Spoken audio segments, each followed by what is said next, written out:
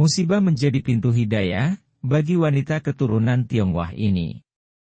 Toe Piet Jun adalah perempuan dari keturunan Tionghoa yang mendapatkan hidayah berawal dari musibah, rumahnya kebakaran. Sejak kecil, dia dididik secara non-Islam, yakni keyakinan yang dipeluk kedua orang tuanya. Siapa sangka, berawal dari musibah kebakaran, lalu harus bersekolah di pendidikan Islam. Karena semua dokumen hangus terbakar. Dari sekolah di pendidikan Islam tempatnya belajar, membuatnya tahu kebenaran tentang Islam. Akhirnya ia memeluk agama Islam. Toe Piet Jun menuturkan pengalamannya. Saat berusia kira-kira 7 tahun, dia bersekolah di dekat rumah. Namun, kebakaran yang cukup besar kemudian melanda kediamannya itu. Nyaris tidak ada barang yang bisa diselamatkan. Untungnya, seluruh anggota keluarga tidak mengalami luka-luka. Waktu itu, ia masih duduk di bangku kelas 2 sekolah dasar. Akibat dari musibah tersebut, keluarganya terpaksa berpindah tempat tinggal.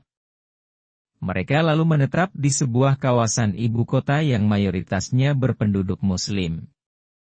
Rumah saya pindah sehingga sekolah saya pun ikut pindah. Namun, tidak ada sekolah yang mau menerima saya, karena seluruh berkas saya ikut terbakar, ujarnya.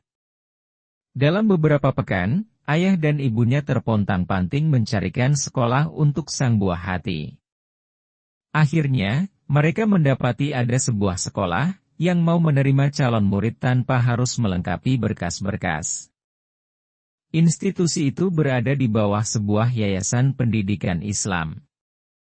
Karena merasa tidak ada pilihan lain, kedua orang tua pun mendaftarkan anaknya ke sana.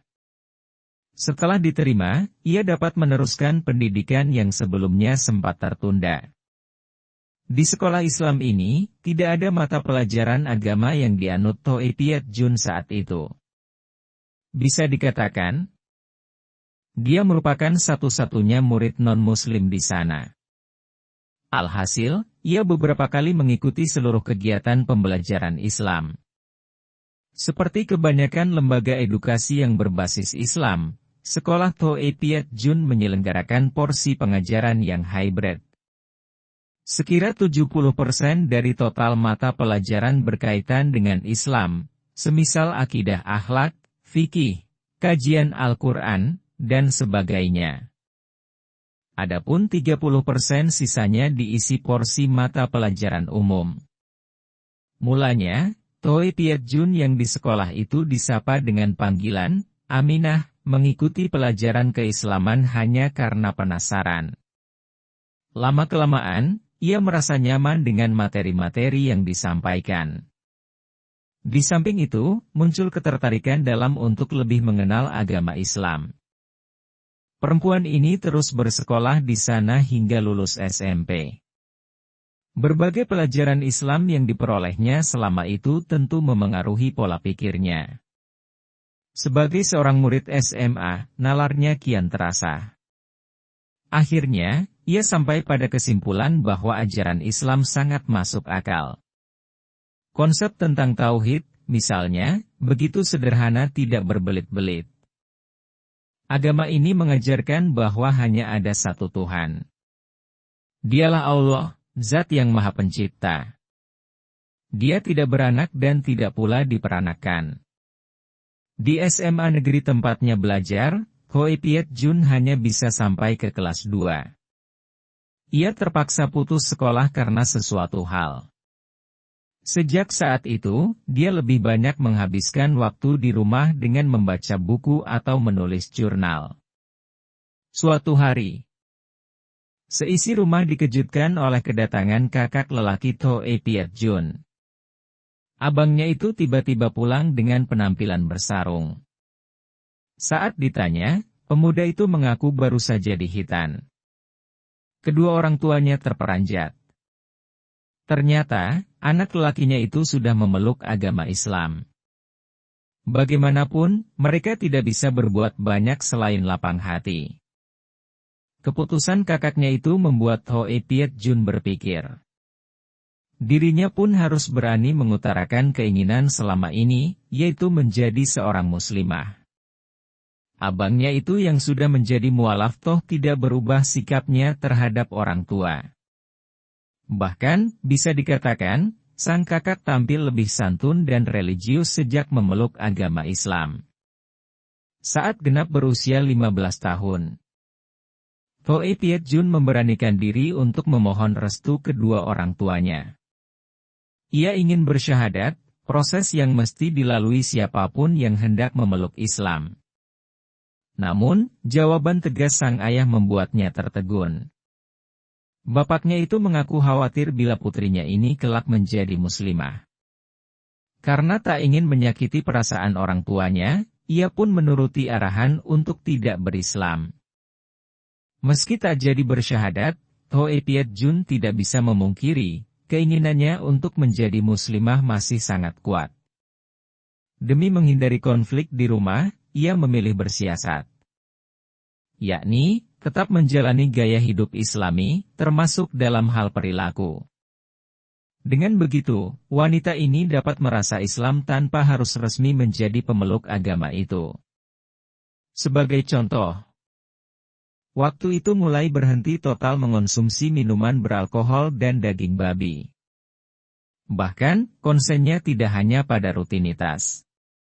Sewaktu bulan suci Ramadan, ia diam-diam ikut berpuasa, belajar mengaji, dan sholat. Semuanya berjalan lancar, tanpa kendala. Hingga akhirnya, ia menemukan jodoh. Sama seperti Toei Piet Jun. Pria yang dekat dengannya itu adalah seorang warga keturunan Tionghoa juga. Namun, lelaki itu bukanlah muslim. Setelah menikah, Toei Piet Jun dan suaminya bermukim di lingkungan yang mayoritas muslim. Wanita ini lalu sering bergaul dengan para tetangga yang beragama Islam. Hal inilah yang kembali menguatkan tekadnya untuk berislam. Niatnya untuk memeluk Islam memang tak pernah luntur, bahkan tatkala ia sudah menapaki 35 tahun. Saat itu, ia kembali mengutarakan keinginannya untuk memeluk Islam. Kepada suaminya, ia memohon izin. Suami saya tidak secara tegas menolak. Hanya saja, jika saya bertekad memeluk Islam, maka harus berpisah. Sebab, telah berbeda agama, ucapnya mengenang. Adanya opsi cerai sempat membuatnya ragu. Dengan pertimbangan bahwa anak-anaknya saat itu masih kecil, ia kembali mengurungkan niatnya bersyahadat. Bagaimanapun, kebiasaannya untuk mengikuti ibadah khas Islam tetap dilakukan, termasuk saat Ramadan. Lama-kelamaan, sikap sang suami melunak. Bahkan, lelaki itu setia menemani Toei Piet Jun saat santap sahur dan berbuka puasa di kala bulan suci. Pada suatu saat, kedukaan yang besar melanda dirinya. Toei Piet Jun ditinggal wafat suami tercinta. Hidupnya sempat terguncang. Apalagi, anak-anaknya masih kecil sehingga memerlukan curahan dari sosok ayah. Namun, musibah itu dihadapinya dengan ketabahan. Pada titik ini, hatinya kembali ingin bersandar pada keyakinan yang teguh. Ingin rasanya menjadi hamba Allah yang selalu berserah diri kepadanya. Tekadnya untuk berislam kian menguat. Hingga beberapa tahun kemudian, adik bungsunya yang mualaf akan menikah.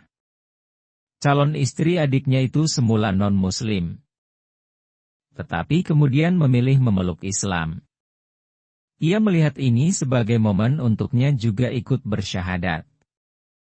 Saat-saat yang lama dinantikannya itu akhirnya terjadi. Di hadapan seorang ustadz dan sejumlah orang saksi, Toei Piet Jun mengucapkan 2 kalimat syahadat di kantor urusan agama Kawah Cilincing, Jakarta. Sejak resmi menjadi seorang muslimah, dia lebih giat lagi mempelajari Islam, khususnya aspek-aspek ibadah yang wajib maupun sunnah. Hingga pada akhirnya ia bertemu dengan orang yang mendampinginya belajar Islam.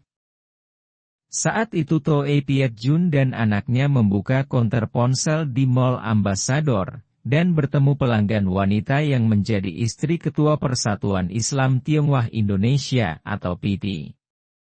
Setelah berbincang-bincang, ia pun kemudian ikut mengaji bersama PT. Bersama istri Deni Sanusi, yakni Haryani. Ia rutin mengikuti kegiatan PT maupun kegiatan Islam di luar. Wanita ini mengaku punya kebiasaan, yakni beriktikaf di masjid tiap sehabis mengikuti sholat subuh berjamaah. Selama kira-kira 1 jam, ia mengaji Al-Quran dan berzikir. Begitu matahari fajar menyingsing, barulah ia kembali ke rumah. Namun, metode itu mulai tidak lagi rutin dilakukannya sejak pandemi melanda.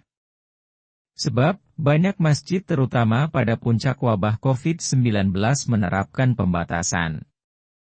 Sebagai mualaf, ia mengaku merasakan banyak keberkahan. Sebagai contoh, dalam hal membesarkan anak-anak. Sepeninggalan mendiang suaminya, tentu dirinya berperan sebagai single parent.